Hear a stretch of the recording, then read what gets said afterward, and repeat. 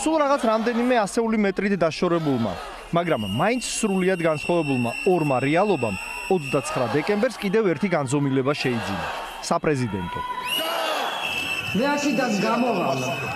თქვენთან გამოვალ. და თქვენთან ერთად ვიქნები.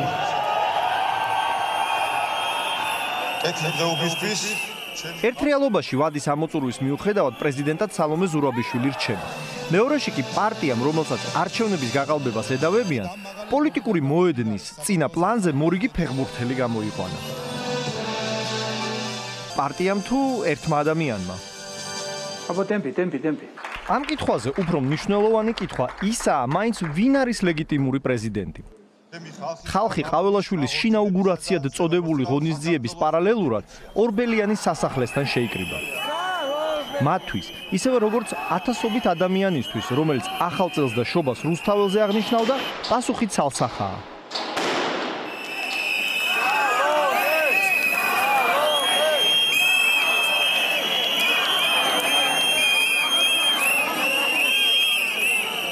სალომე ზურაბიშვილის სასარგებლოდ მეტყველებს ისიც, რომ ის პირდაპირ წესით აირჩიეს, თუნდაც ბიძინა ივანიშვილის პარტიის მხარდაჭერით. მაშინ მას ამ პარტიიდან მხარს უჭერდა ყაველაშვილიც. 48. არსებობს კიდევ ერთი კითხვა, რომელიც პირველ ორზე მნიშვნელოვანია. როგორ მოვედით აქამდე? დღეს ცოტა თუ დაობს იმაზე, რომ გზა დღევანდელობამდე 12 წლის წინ დაიწყო. დაიწყო რუსეთში ფულნაშოვნი ოლიგარქის დაპირებით. იძლება მართლაც ევროპას გავაოცო ისეთი დემოკრატია შექმნა საქართველოში. მსჯელობენ მხოლოდ იმაზე, წლებთან და ხელისუფლების რყნასთან ერთად რუსეთი ივანიშვილის პარტიის ბუნებრივ პარტნიორად ჩამოყალიბდა, თუ ეს პირველივე დღიდან კარგად დაგეგმილი რუსული სპეცოპერაცია იყო. თავიდანვე თითქოს ცნობილი იყო ის, რომ ადამიანი, რომელიც თავის სახელს ქმნის ჩვენს მტერ ქვეყანაში, რუსეთში, რომელიც იმით არის ცნობილი, რომ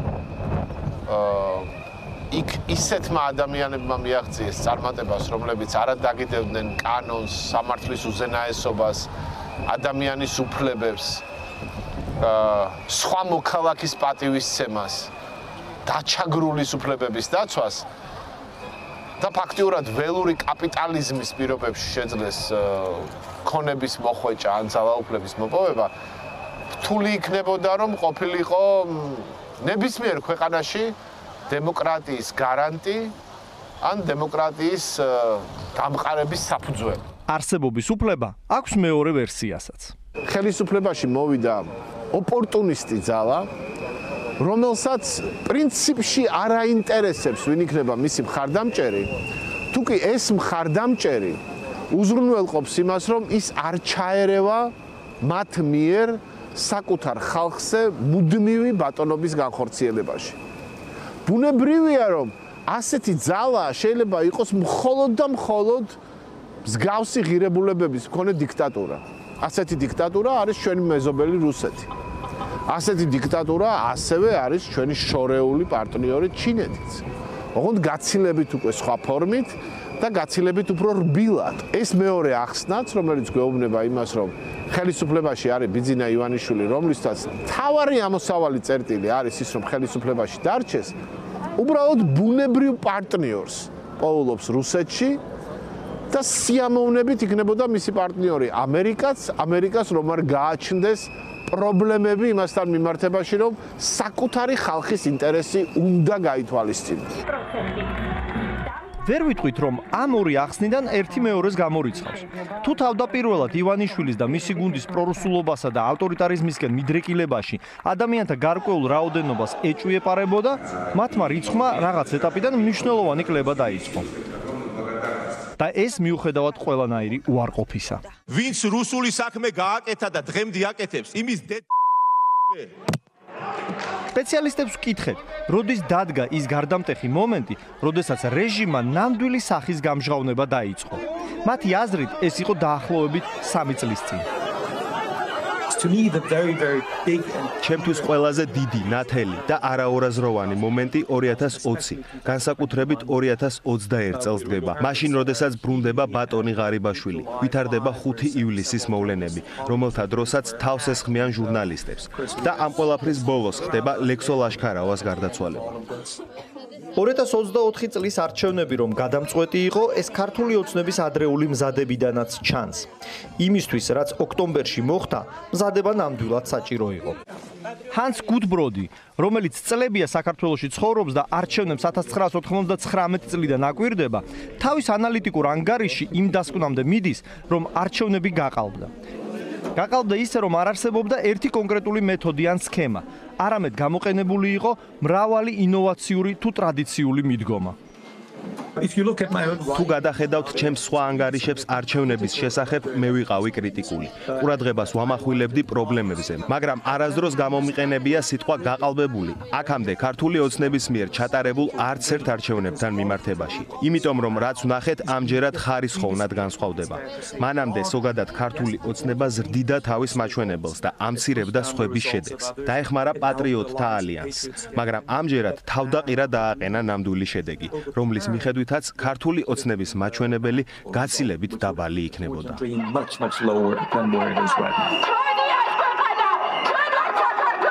თუ პრეტენზია გაქვს დემოკრატიულობაზე, მაშინ იგულისხმება, რომ ამომრჩეველს დემოკრატიულ, თავისუფალ, სამართლიან, საყოველთაო და ფარულ არჩევნებს უთქმელად პირდები.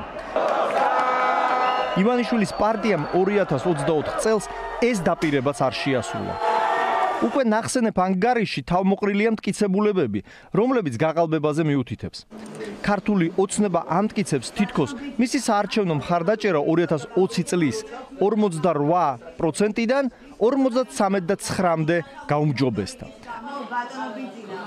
ანუ დამატებით 191,942 ამომრჩევლის მობილიზება შეძლო და წინა შედეგს 11% შემატა. შეუსაბამობაზე მიუთითებენ exit poll-ები. Edison Research მაგალითად 2024 წლამდე ჩატარებულ 5 არჩევნებს საშუალოდ 2.4%-იანი ცდომილებით წინასწარმეტყველებდა. მაგრამ ამჯერად მთელი 13%-ით აცდა. საუბარია ხმების მოსყიდვის უპრეცედენტო მასშტაბზეც.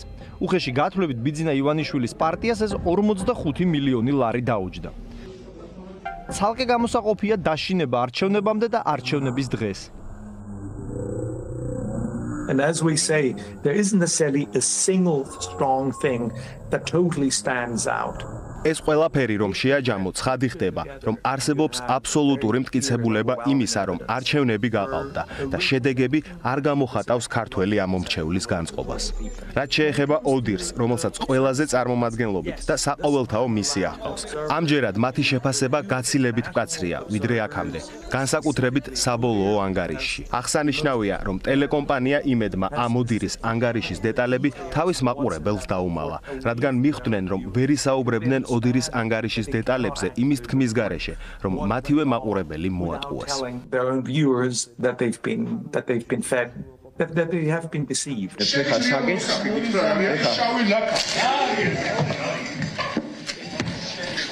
კიდევ ერთი არის ხმების ფარულობის პრინციპის დარღვევა. ეგრეთ წოდებული გაჟონვა.